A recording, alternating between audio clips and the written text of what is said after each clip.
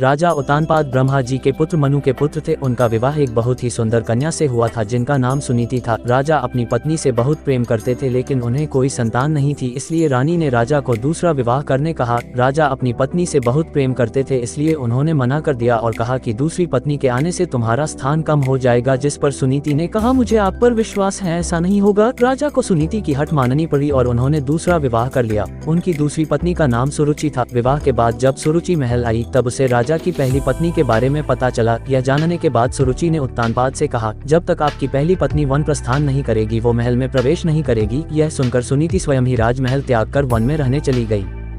कुछ समय बाद राजा शिकार के लिए वन में जाते हैं और घायल हो जाते हैं। यह बात जब सुनीति को पता चलती है तो वो राजा को अपनी कुटिया में लाकर उनका उपचार करती हैं। राजा कई दिनों तक अपनी पहली पत्नी के साथ रहते हैं। उस दौरान सुनीति गर्भवती हो जाती हैं और उन्हें पुत्र रत्न की प्राप्ति होती है जिसका नाम ध्रुव रखा जाता है, जिसके बारे में राजा को ज्ञात नहीं रहता। कुछ दिनों बाद राजा अपने महल चले जाते हैं। वहाँ भी रानी सुरुचि को पुत्र रत्न की प्राप्ति होती है जिसका नाम उत्तम रखा जाता है।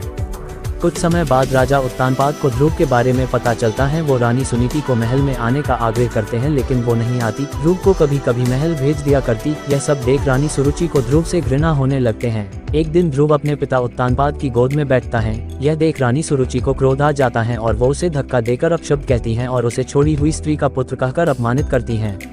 नन्हा ध्रुव कुटिया में आकर माँ को पूरा घटनाक्रम सुनाता है। तब माता सुनीति उसे समझाती हैं, बेटा अगर कोई बुरा कहे तो उसके बदले में उसे बुरा मत कहो, इससे तुम्हें ही हानि होगी। अगर तुम अपने पिता की गोद में सह सम्मान बैठना चाहते हो तो भगवान विष्णु की उपासना करो, वो जगत पिता हैं। अगर बैठना है तो उनकी गोद में बैठो। बालक ध्रुव के मन में यह बात बैठ जाती है और वह यही भाव लिए यमुना तट पर नहाने जाता है। वहाँ उसकी मनोदशा जानकर नारद मुनि आते हैं और वो ध्रुव को भगवान की भक्ति की विधि बताते हैं, जिसे जानने के बाद ध्रुव कठोर तपस्या में लीन हो जाता है। कई महीनों तक खड़े होकर तपस्या करता है। कभी जल में तपस्या करता है तो कभी एक उंगली पर खड़े रहकर निरंतर ओम नमो वासुदेवाय का जाप पूरे ब्रह्मांड में गूंजने लगता है। नन्हे से बालक की इस घोर तपस्या को देख भगवान उसे दर्शन देते हैं। बालक ध्रुव भाव विभोर हो उठता है और कहता है, मुझे माता पिता की गोद में बैठने नहीं देती। मेरी माँ कहती है कि आप इस सृष्टि के पिता हैं, अतः मुझे आपकी गोद में बैठना है। भगवान उसकी इच्छा पूरी करते हैं और उसे तारा बनने का आशीर्वाद देते हैं, जो कि सप्त ऋषियों से भी ज्यादा श्रेष्ठ होगा। उस दिन से आज तक आसमान में उत्तर दिशा की ओर ध्रुव तारा चमक रहा है। ध्रुव तारे की कहानी आपको कैसी लगी कमेंट जरूर करें।